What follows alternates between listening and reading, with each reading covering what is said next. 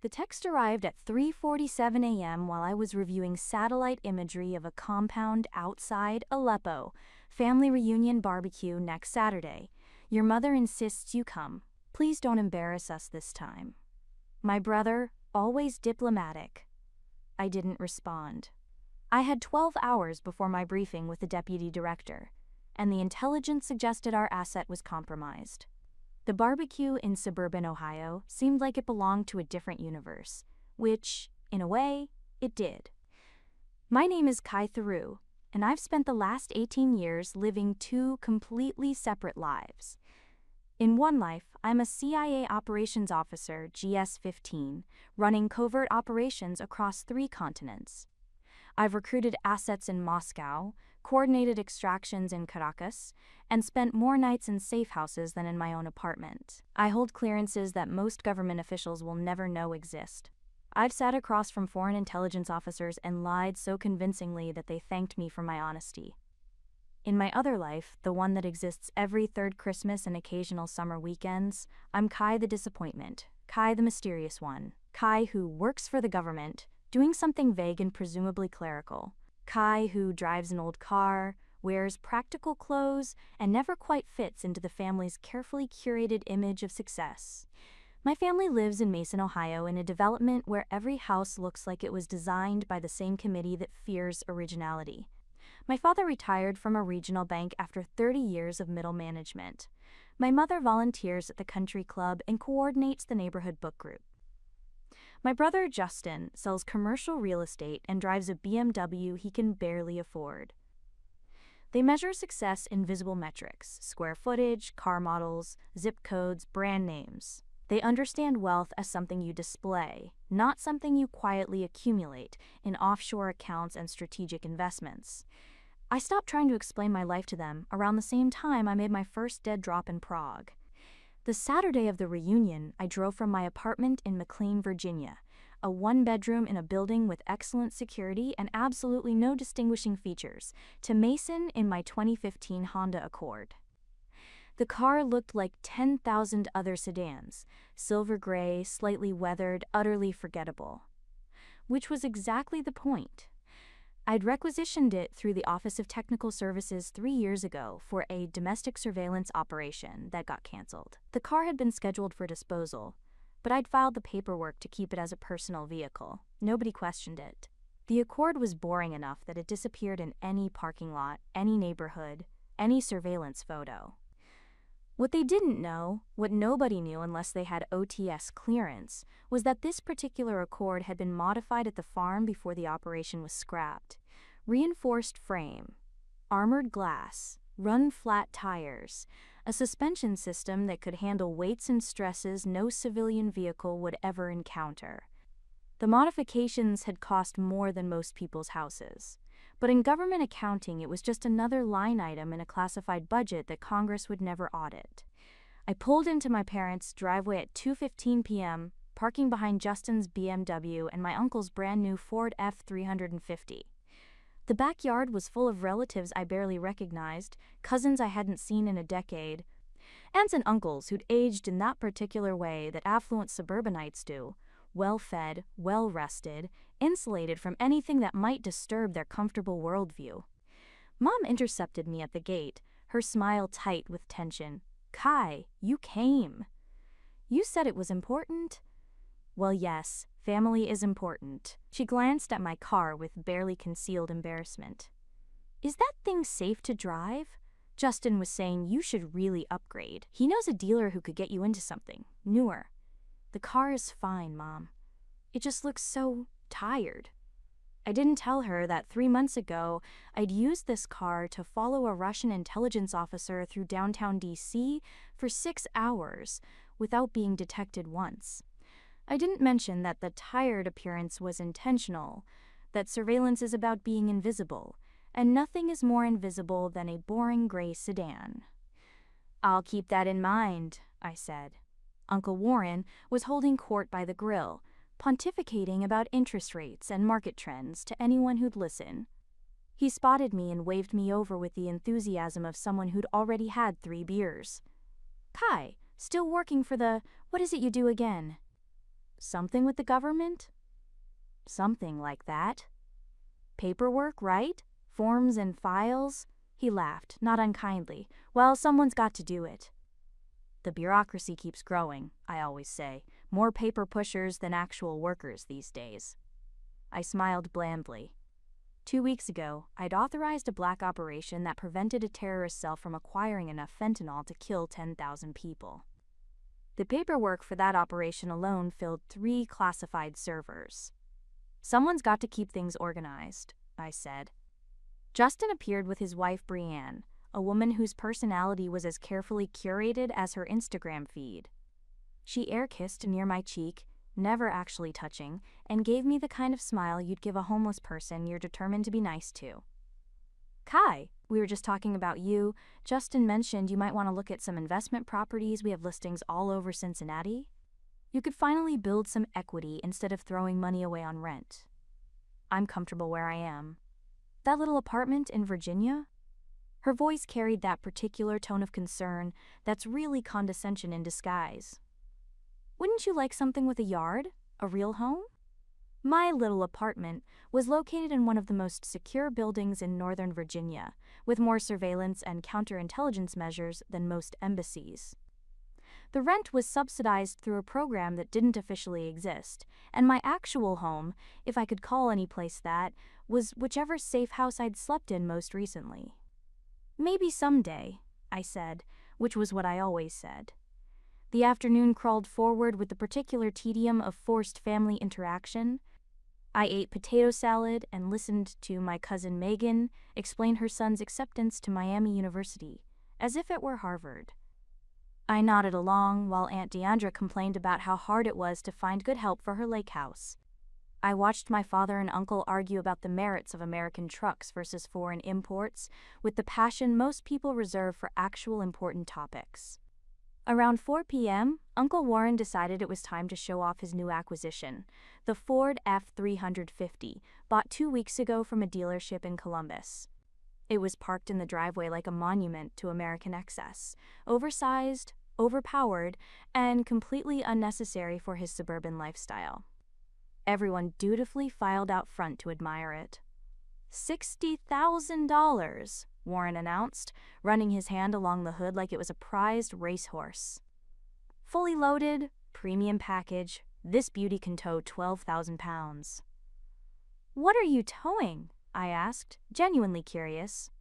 Well, nothing yet, but I could if I wanted to. The family circled the truck, making appreciative noises about features they'd never use. Brianne took photos for her Instagram.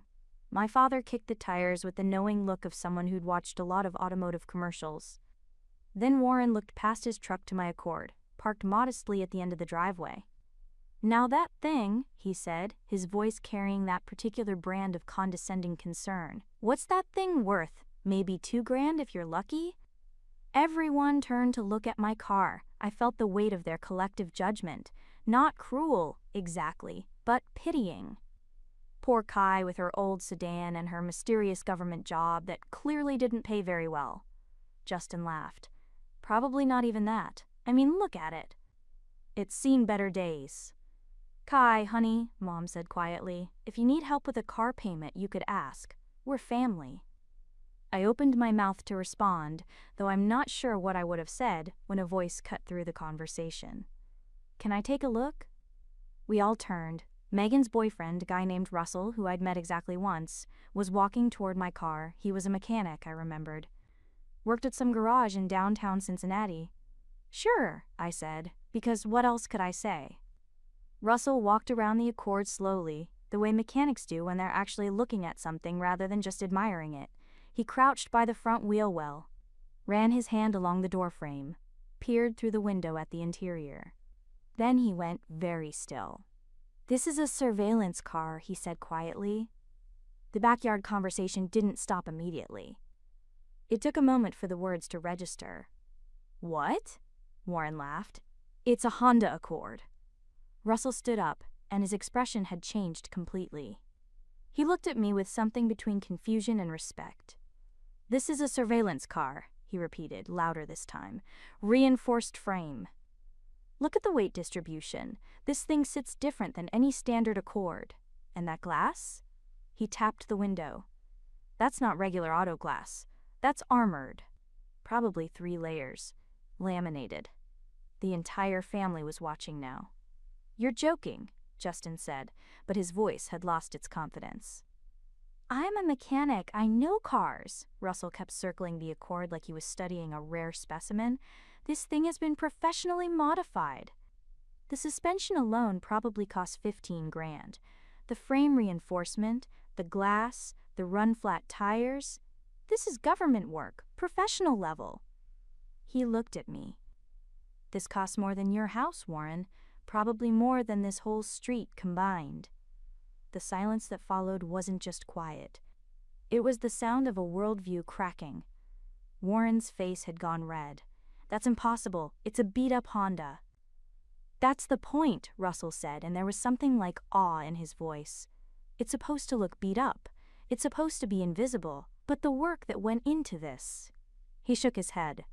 You don't do this level of modification for someone who pushes paper. Every pair of eyes turned to me. Kai? Mom's voice was small. What exactly do you do? I could have deflected. I could have made a joke. I could have found some way to minimize what Russell had just revealed. But I was tired. 18 years of being underestimated. 18 years of watching my family measure my worth by the visible markers of a life I'd deliberately chosen to keep invisible. 18 years of letting them think I was less than what I was because it was easier than explaining a world they couldn't begin to understand. I work for the Central Intelligence Agency, I said clearly. I'm an operations officer, GS-15. I recruit and run assets in hostile territories. I coordinate intelligence gathering operations across 3 continents. I hold a top-secret/SCI clearance with multiple additional compartmented access authorizations. The silence grew teeth. The car is from the Office of Technical Services. It was built for a domestic surveillance operation that got canceled. I kept it because it's useful for my work and because nobody looks twice at a boring gray sedan. Justin had gone pale. CIA? For 18 years. But you always said you worked for the government. You made it sound like I was a clerk, a paper pusher. I kept my voice level. I know what I made it sound like. I did it on purpose. Operational security requires compartmentalization. The fewer people who know what I really do, the safer everyone is, including all of you. Warren had deflated like a punctured tire. CIA, he repeated numbly.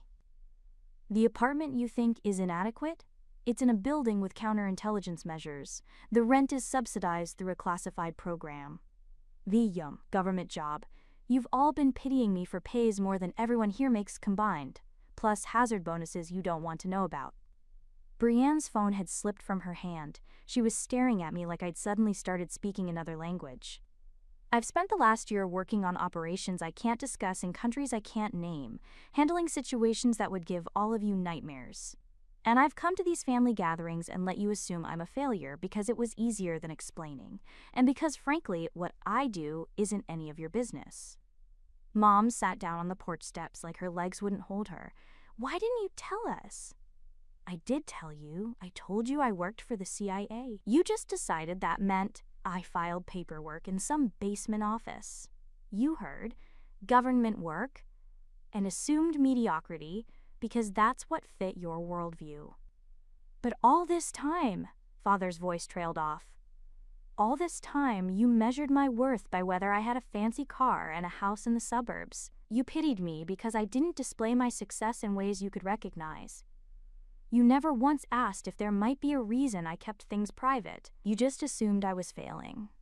Russell was still standing by my car, and he let out a low whistle. This is insane. This whole thing is insane. The truck cost $60,000, I said, looking at Warren. That's impressive if you need to tow something. My car cost somewhere north of $250,000 to build, and that's not including the classified equipment that was removed before I took possession. But its value isn't in how it looks, it's in how invisible it is. I pulled my keys from my pocket.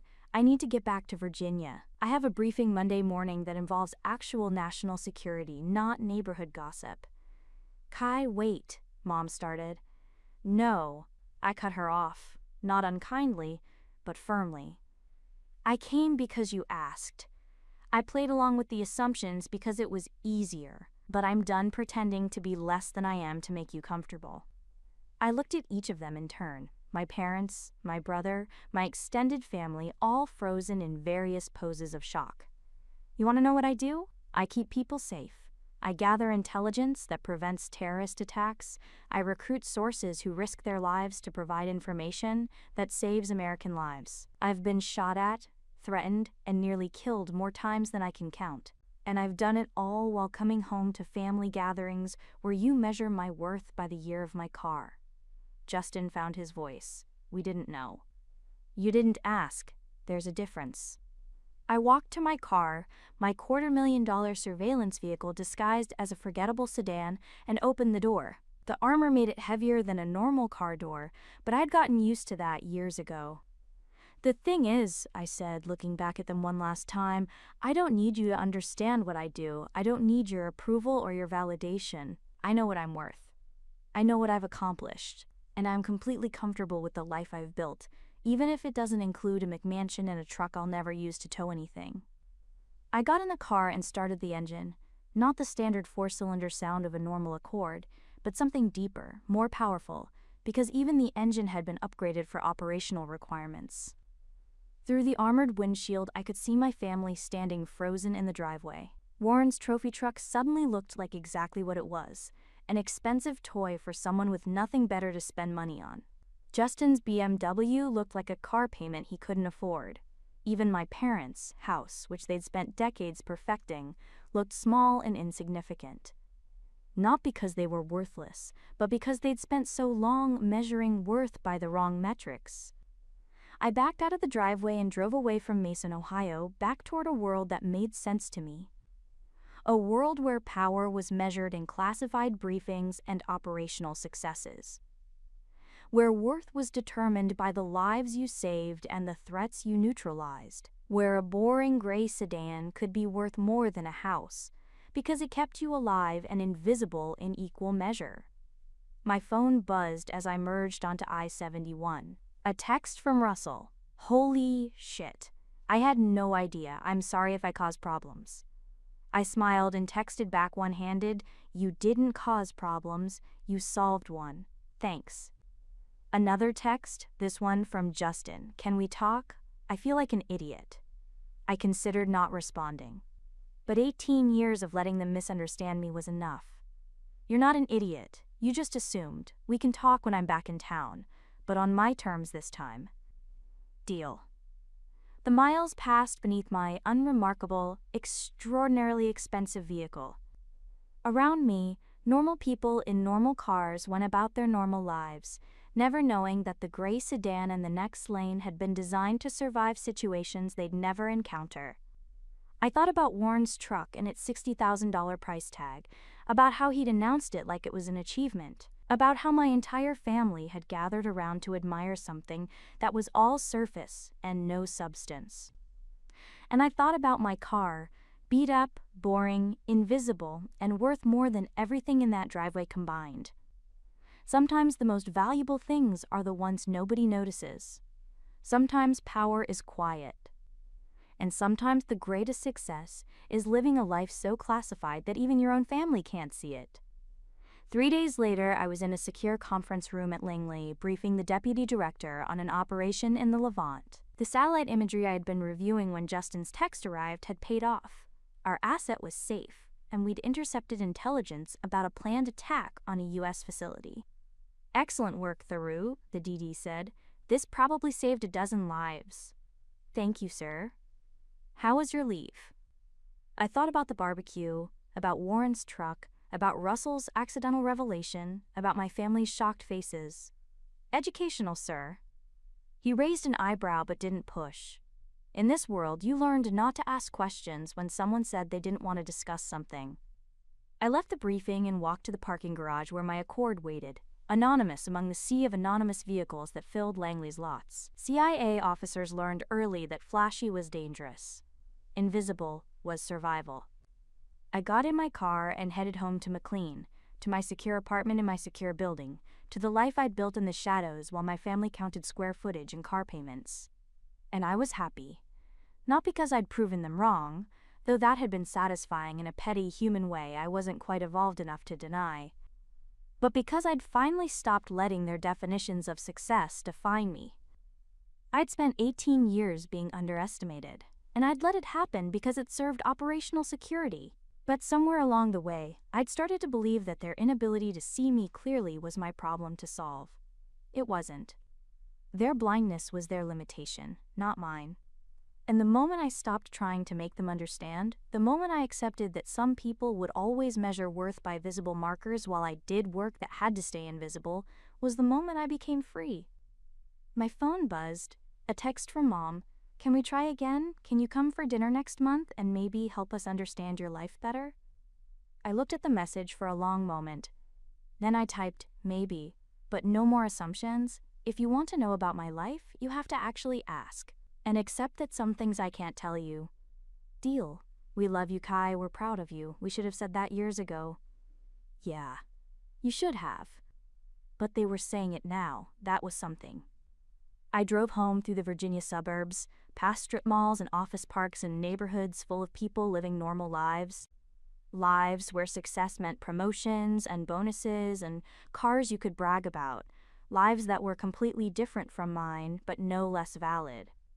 I wasn't angry at my family anymore. Anger required energy I didn't have to spare. I was just done performing, done minimizing, done pretending that invisible meant insignificant. Some things are worth more than they look. Some victories happen in classified briefings, not family gatherings. And sometimes the greatest revenge isn't proving people wrong. It's not needing to prove